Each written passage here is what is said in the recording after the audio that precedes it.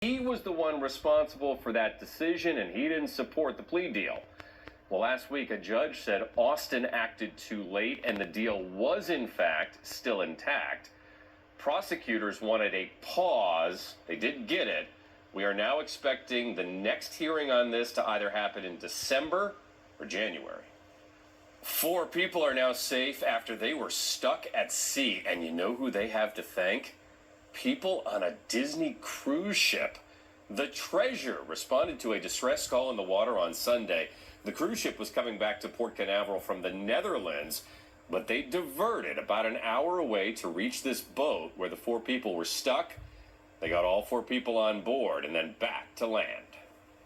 Looking ahead, crews are about to demolish Tampa's oldest public housing development. It's Robles Park. The demolition will make way for mixed-income housing. Spectrum Bay News 9's Fadia Patterson talked to some residents who spent more than 2 decades living at Robles Park and are now saying goodbye for good. One by one, Robles Park resident Michael Randolph has seen his neighbors moving out since it was announced that the oldest public housing development in Tampa would be knocked down. It's quiet, I tell you, man. It's like a ghost town.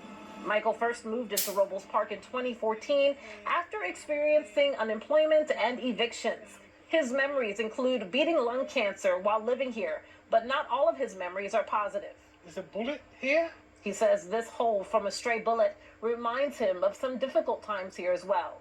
It was also one of the most violent neighborhoods in the city of Tampa. The 68-year-old is one of many being relocated by the Tampa Housing Authority. I'm coming from a unit that was built in the 1900s. No air conditioning, no central heating. He says he's ready for an upgrade at Encore Apartments near downtown Tampa.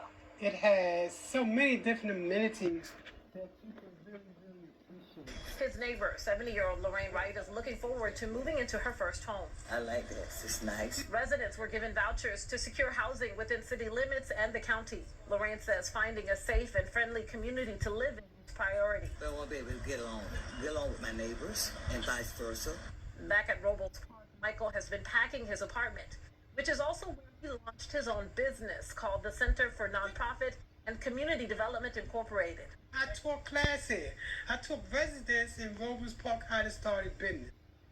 Let me tell you why I did that, because that's this stereotype that if you live in public housing for some reason, you're different than the general population.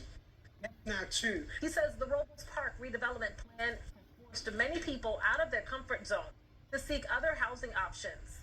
I'm really ready to get on out of here and move on up. He's hoping his new lease unlocks the key to a better quality of life.